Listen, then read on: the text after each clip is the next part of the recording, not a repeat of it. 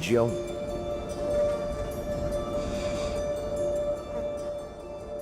Theo Rosmulder está em suas férias de garimpo de ouro, em uma parte remota da Austrália Ocidental com sua esposa Pauline.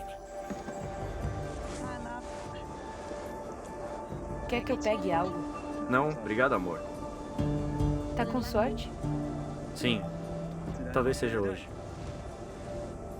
Tomou seus remédios? Sim. Tomei mais cedo. Tchau. A caça ao tesouro é uma recompensa para Theo, pois está em recuperação de uma cirurgia cardíaca de ponte tripla. Ele precisa de medicamentos diários para controlar os batimentos do coração, e Pauline veio junto para ficar de olho nele. Eu não sentia o mesmo entusiasmo por detectar ouro como o Theo, mas eu ia junto, que é o que uma boa esposa faz. Foi uma revelação impressionante para mim perceber como o matagal da Austrália Ocidental é remoto e desolado. Eu não tinha ideia. Se eu perdia a caravana de vista, eu parava na hora e a procurava, porque era só fazer uma curva errada e se distrair um pouco perdendo o resto do grupo de vista, que era facílimo se perder. Todos os caminhos eram iguais.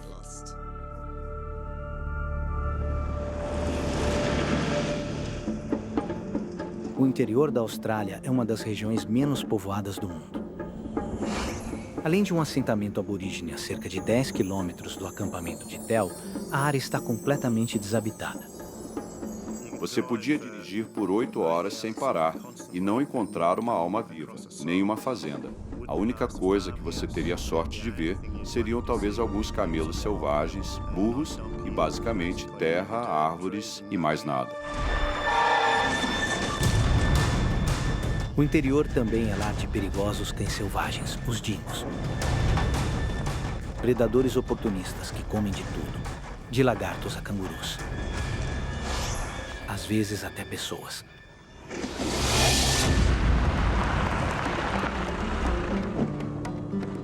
Theo e seus dois amigos, Doug e Brian, concentram sua busca em uma região remota de velhas minas da corrida do ouro dos anos 1900. Após 2 semanas caçando ouro, eles sentem que conhecem a área bem. Precisamos disso hoje? Tanto que eles deixam o GPS portátil no banco do carro. Às 5h30 de volta aqui. Ok. Boa sorte. Para ser sincero, estava ficando bem convencido. Já tinha saído tantas vezes sozinho e achava que conhecia a área como a palma da minha mão. Os homens vão se orientar de volta ao carro usando o sol, pois o interior tem poucas referências para a navegação. O plano era que só íamos sair por mais ou menos 1 hora no máximo. Decidimos que não iríamos ficar andando grandes distâncias.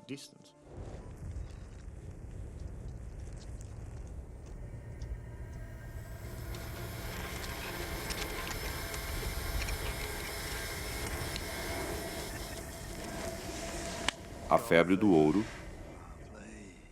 As pessoas falam sobre a febre do ouro e ela é basicamente isso. Se não encontra, é a ideia de encontrar. E sempre queria achar mais.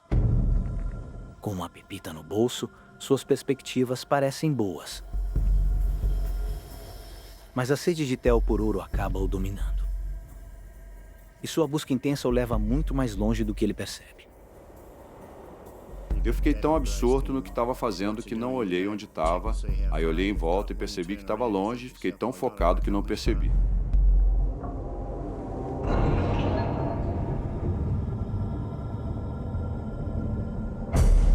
Enquanto Brian e Doug voltam em segurança, Theo não está apenas atrasado. Ele também perdeu sua única maneira de localizar o veículo deles. Nuvens pesadas surgem, apresentando-lhe um problema sério. Eu olhei para o céu e não havia sol nenhum por causa da cobertura das nuvens, que estavam absurdamente densas. Percebi, então, que estava ficando sério.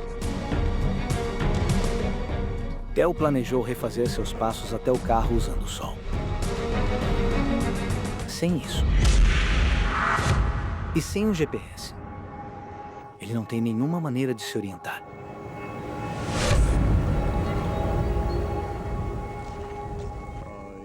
Basicamente, não conseguia achar exatamente em qual direção devia ir para voltar para o carro. E isso estava me deixando bem desanimado. Então eu arrisquei um palpite. Theo cometeu um erro que pode lhe custar a vida. Em vez de tentar encontrar o caminho de volta, ele deveria ter seguido a regra de ouro do sertão. Se você se perder, fique onde está e espere por resgate. Esse dia tá demorando. Agora já passou meia hora do tempo combinado. Os amigos de Theo estão preocupados com sua demora.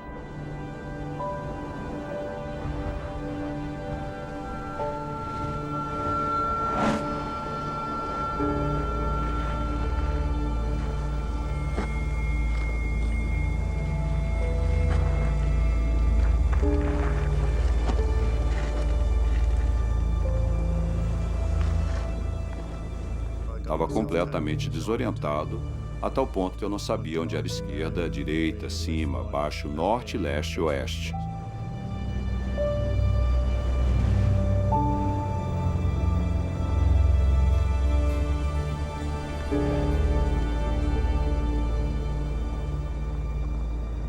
Olhei em volta e lembro de pensar que já tinha estado ali, que a área era muito familiar. Percebi que não importava onde eu estava. Tudo parecia igual. Theo estava em um dos ambientes mais severos do mundo. Um deserto vasto, sem comida ou água e todo igual. Sem uma bússola e com a luz diminuindo. Theo está completamente perdido. Não sabia como ia me safar e estava começando a anoitecer. Eu soube naquele momento que passaria uma noite ao ar livre se não encontrasse o caminho para casa. Então, nos últimos minutos de luz do dia, ele encontra uma cerca, alguma esperança no meio do nada.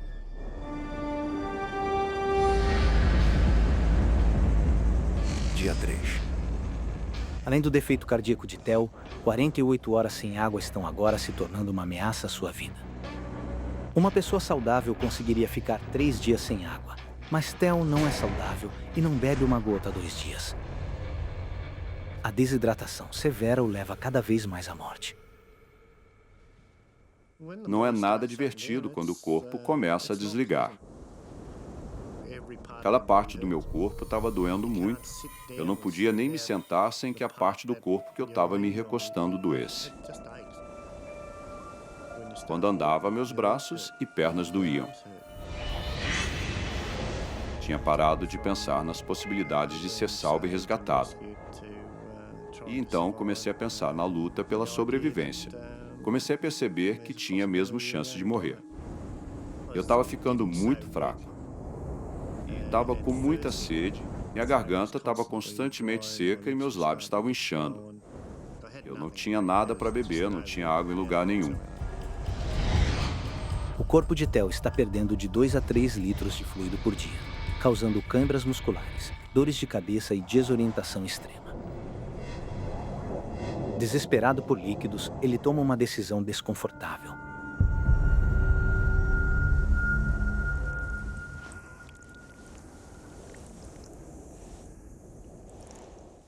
E de repente me dei conta. Percebi algo.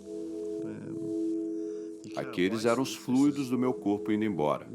A única coisa que estava me mantendo vivo, a única umidade que eu tinha, não podia ficar desperdiçando daquele jeito. Aquilo era pura água que eu estava desperdiçando.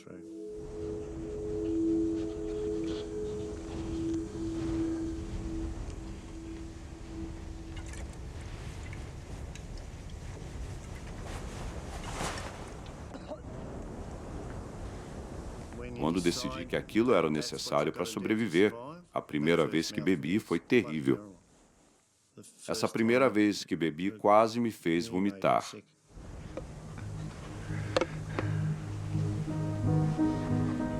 E lembro de ter ficado pensando que ao ser obrigado a fazer aquilo, com certeza meu orgulho ficou bem machucado. Cada vez que Theo bebe sua urina, ela se torna mais concentrada e hidrata menos. Quanto mais vezes eu bebia novamente, ficava cada vez mais forte. pois eu ia absorvendo a água. O gosto só piorava, chegando a um ponto em que eu não conseguia mais beber de tão terrível. Eu estava simplesmente definhando completamente e sofrendo demais, tudo era muito difícil. Era como tentar fazer um carro funcionar com um tanque vazio. Cerca de 70 socorristas vasculham a paisagem, tentando encontrar Theo antes que seja tarde. Com base no último local onde foi visto, a polícia redefine a área de busca, mas Theo continua entrando e saindo dela. Eu estava perdendo a esperança. Eles voltavam pedindo desculpas, me dizendo que não o encontraram.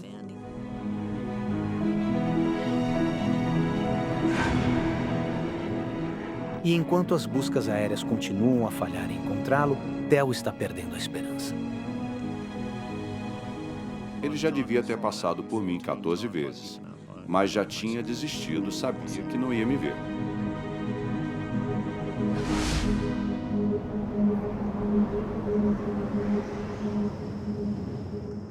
Theo está agora enfrentando sua terceira noite perdido no interior da Austrália. Sem comida e água, sua energia está se esgotando rapidamente. Eu estava solitário e com frio. Várias coisas passavam pela minha cabeça, já que eu não tinha nada a fazer além de pensar.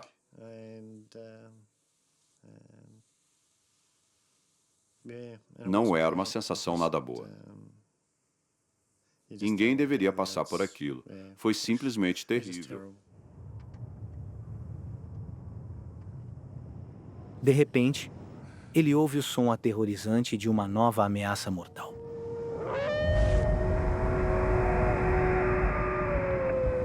Os dingos e os cães selvagens estavam me observando constantemente. Eu realmente comecei a pensar que com certeza não sairia vivo daquilo.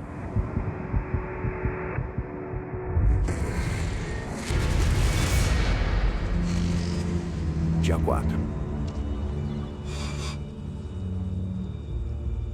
Os rastreadores aborígenes procuram Theo sem parar. Olha isso aqui. Eles conseguem algo em sua procura. Encontram uma pegada. Sim. Ele tem companhia. Mas eles também encontram outra pegada ao lado da de Theo. As pegadas de um predador, o dingo.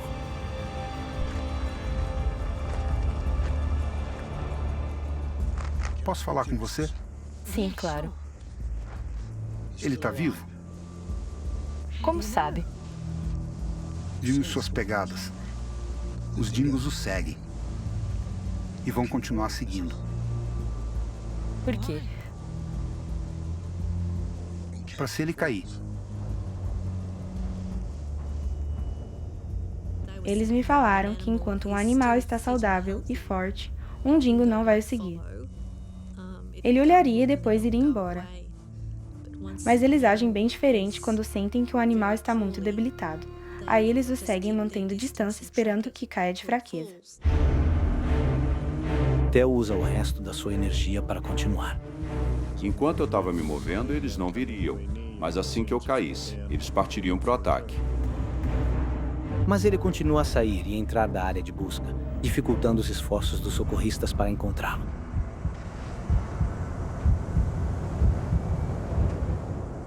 O raciocínio mental de Theo agora se tornou tão confuso que ele se agarra ao seu caro detector de metais, mas solta sua picareta, sua única defesa contra os dingos. Eu basicamente tinha deixado a única arma decente que tinha contra eles jogada lá atrás na terra.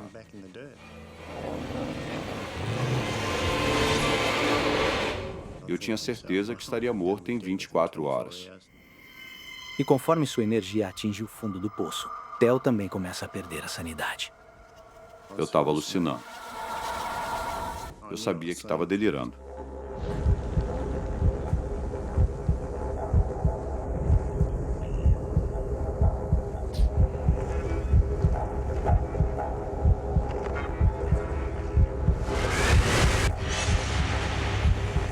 Tá com sorte?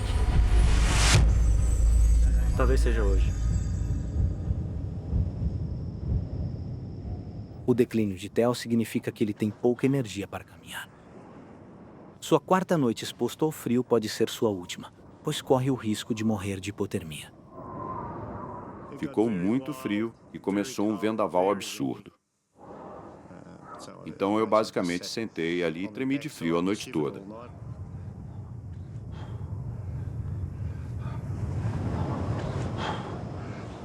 E eu tremia de frio sem parar. Não conseguia me deitar por conta da dor. Tudo que eu esperava era que o sol nascesse logo para poder me aquecer.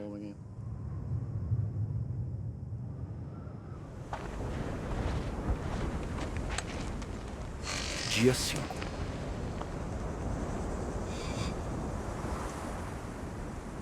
Eu estava com tanta dor que estava começando a se tornar insuportável. Também sentia a cólica.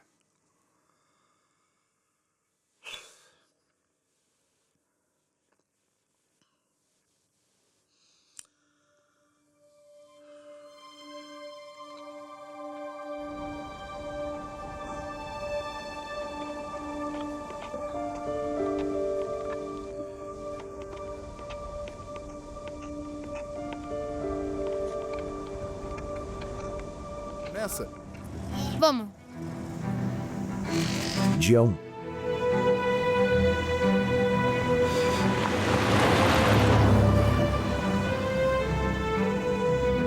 Eles moram em uma pequena cidade à beira do grande deserto de Vitória, na Austrália. Um terreno que Matthew conhece bem. O único jeito de ver o interior é saindo da trilha habitual. E essa é a regra que sempre vivi.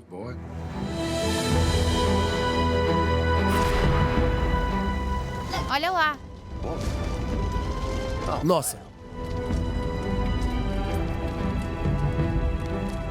O plano hoje é dirigir apenas 65 quilômetros até o interior, acampar durante a noite e voltar no dia seguinte.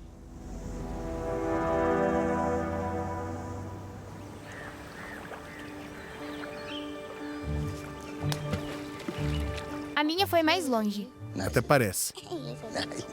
Matthew quer tornar essa viagem ainda mais especial, pois vai se mudar para 2.400 quilômetros de distância.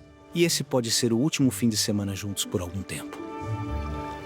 Então leva Shannon para sua piscina natural favorita.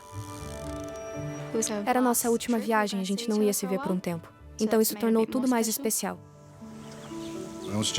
Eu só queria passar algum tempo com a Shannon na última semana, antes de partir. Não pescou nada. Nada ainda. Talvez mais tarde.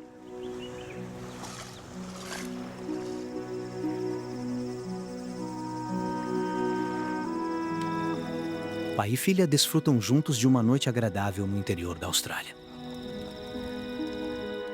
Um dos meus momentos favoritos era deitar sob as estrelas e observá-las. O papai apontava coisas que ele conhecia desde a infância dele. Aquela estrela ali. A gente ficava olhando as estrelas e a lua. Dava para ouvir toda a vida noturna sair para brincar. Era um jeito da gente se conectar. Era bom.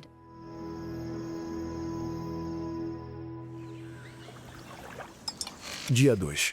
Vamos embora? Na manhã seguinte, está na hora de voltar para casa.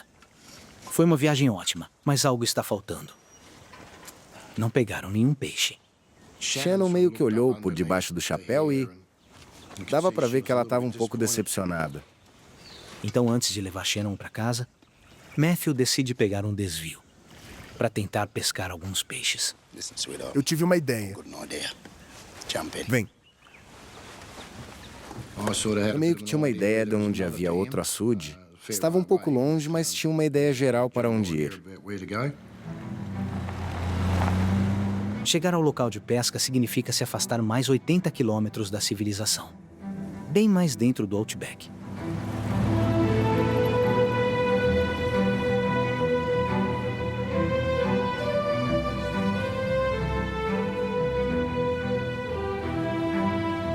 Uma imensa extensão de deserto, cobrindo mais de 260 mil quilômetros quadrados, perigoso e inóspito, em um dos lugares mais quentes da Terra.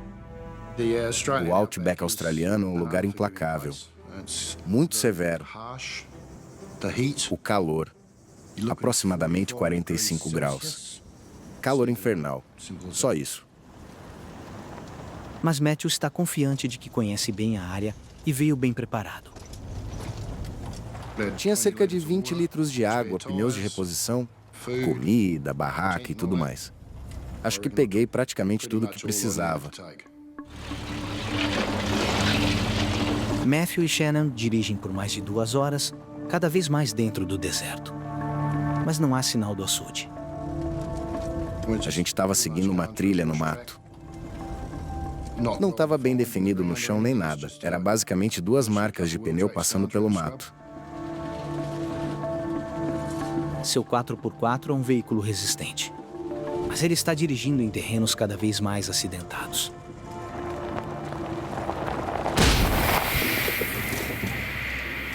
Droga. Você fica aqui.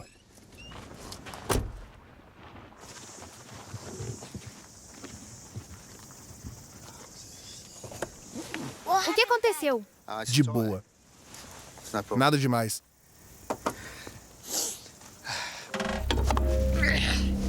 Matthew foi bem preparado. E tem 3 pneus extras a bordo.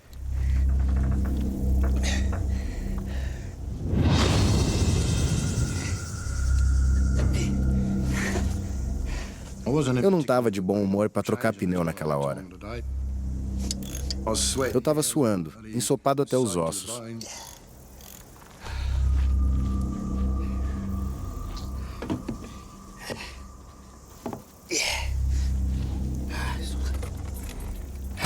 Nossa. Já era. Vamos nessa? Legal. Vamos lá. Com o pneu trocado e mais 2 steps na traseira, Matthew confia que pode achar o local de pesca. Mas o deserto está repleto de pedregulhos e pedras pontiagudas.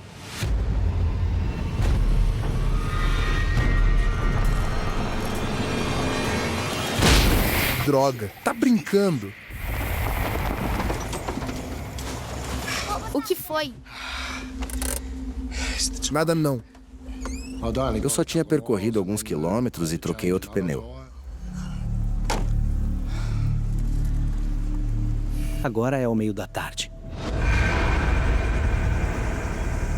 A hora mais quente do dia. Com temperaturas chegando a 46 graus Celsius.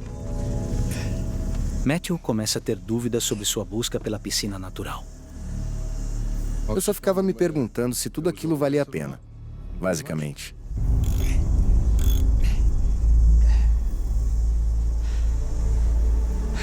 Mas ainda determinado a cumprir a promessa que fez a Shannon, Matthew decide continuar avançando.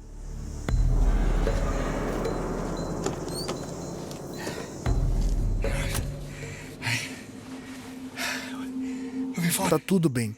Vamos lá. Pelas minhas contas, a gente estava na metade do caminho de onde viemos até onde estávamos indo. E qual é o sentido de dar meia volta? Devíamos continuar?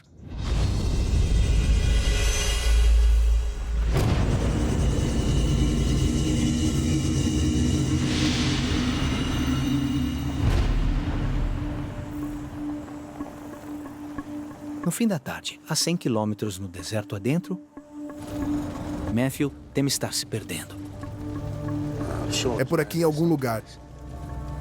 Eu perdi o caminho. Tinha perdido a trilha.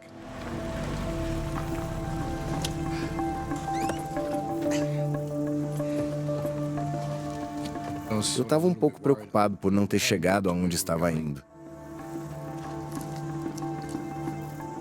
Eu tinha notado que papai estava preocupado. Ele sabia que estava rolando algo sério.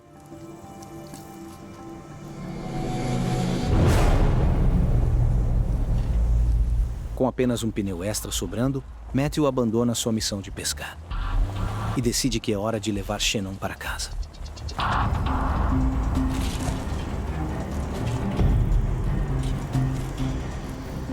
Tinha mais um step, mas do jeito que estava gastando pneu, achei que não ia dar conta.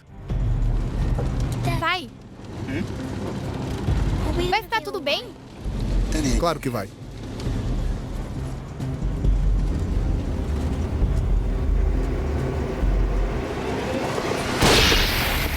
Que saco.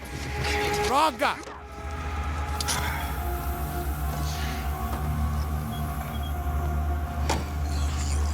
Tá de brincadeira. Eu estava bem irritado com a ideia de ter que trocar outro pneu, e naquele calor escaldante.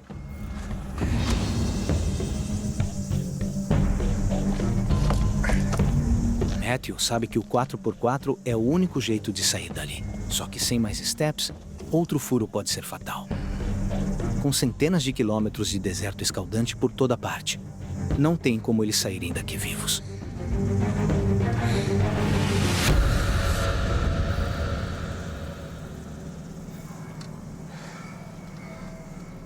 Você tá bem? Sim. Boa. Vamos nessa. Estamos perdidos? A Shannon perguntou se a gente estava perdido e eu disse que achava que sim. Eu estava, fingindo estar calmo.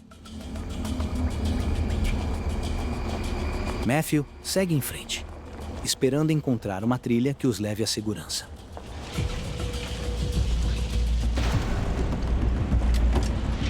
Justo quando ele pensa que está fazendo progresso,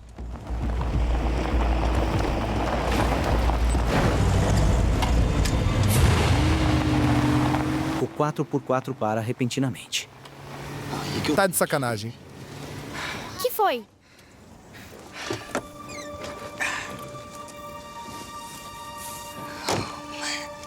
E essa não?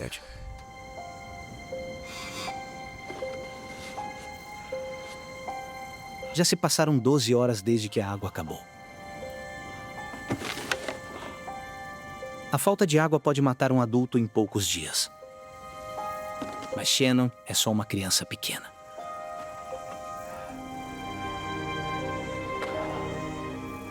Parecia que a gente não ia sobreviver. Nada do que eu estava tentando fazer para nos salvar, resgatar ou atrair atenção estava funcionando. Nada. Cuidado. Tamo aqui!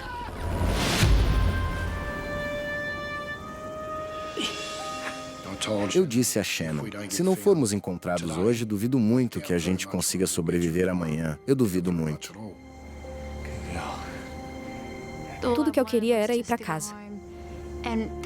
E ouvir meu pai dizendo que isso poderia não acontecer e que eu talvez não fosse capaz de fazer isso. Isso me deixou muito abalada. Boa, garota. Eu me senti um inútil. É uma grande decepção quando sente que não consegue prover o que sua filha precisa.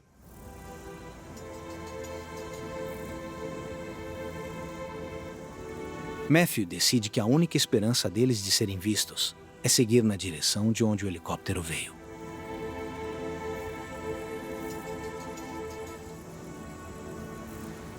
Eu pensei em seguir na direção do campo aberto, porque é onde teríamos mais chances das pessoas nos verem. Mas caminhar sob o sol escaldante do meio-dia só os desidrata ainda mais.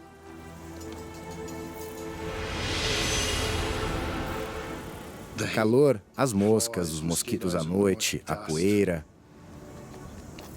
Eu não consegui dormir por 3 dias e 3 noites. Exausto. Não tem outra maneira de dizer isso. Eu estava só o pó. Shannon não aguenta mais. O calor esgotou suas energias e agora ela está muito fraca. Ela mal consegue andar.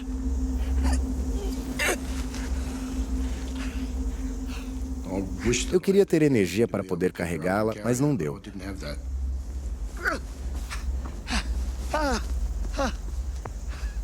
Eu dava 2 ou 3 passos e já tinha que colocá-la no chão de novo.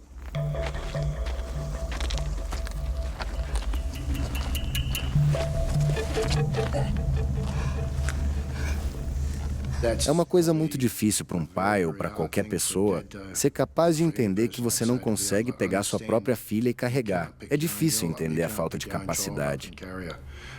Simplesmente não ter energia para fazer isso. É muito difícil de entrar na mente, de entender. Bem difícil.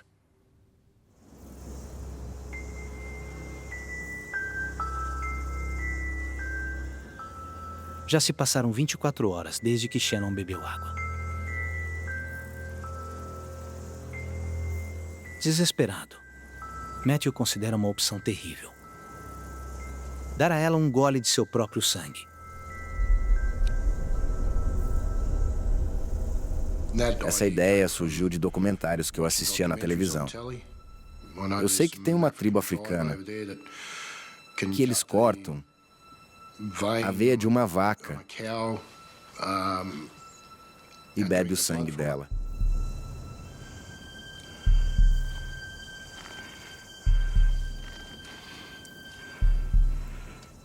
Eu peguei a faca e coloquei no meu pulso e fiz uma força. Mas não deu, percebi que minha faca não estava muito afiada. O que tá fazendo?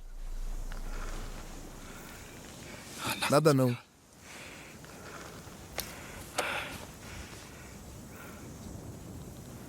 Tudo bem.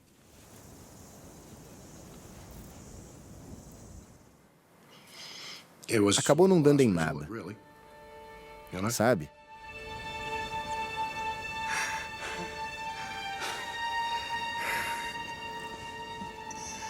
Matthew queria que este fim de semana com sua preciosa filha fosse especial. Agora ele percebe que sem água ou resgate, ela pode morrer em poucas horas. A gente chorou bastante junto, mesmo sem lágrimas. Teve muito soluço, mas nenhuma lágrima de fato. A gente estava seco demais até para chorar. Mesmo pensando nisso agora, me sinto triste. Acho que vou começar a chorar, na verdade. Sabe, esse tipo de coisa acontece. Não quero isso para Shannon de novo.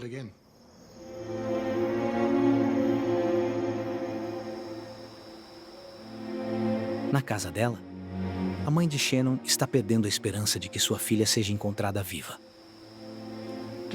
Eu olhei para o céu e pensei, se você existe, me dá um sinal. Traga eles de volta para casa.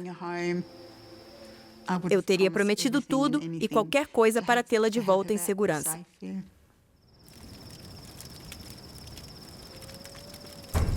Sua situação é desesperadora, mas Matthew não vai desistir, até que ele tenha feito tudo o que pode para salvar Shannon. Eu não conseguia dormir. Eu só pensava uma coisa, tirar a gente dali. Botei fogo num pedaço de lenha e saí para uma área descampada, girando aquilo no ar. Oi! Eu estava tentando chamar a atenção. A atenção de alguém, sei lá, de qualquer pessoa. Oi!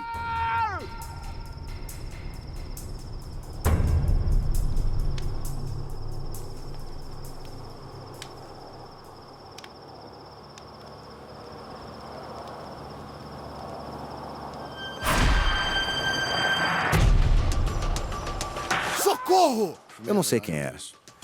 Um par de faróis passando ali por perto. Socorro! Nos ajude! Socorro! Ele estava vindo na nossa direção e simplesmente desviou. Aqui! Socorro! O motorista do veículo não o vê, e sua chance de resgate desaparece na noite. Aquela sensação de euforia foi destruída.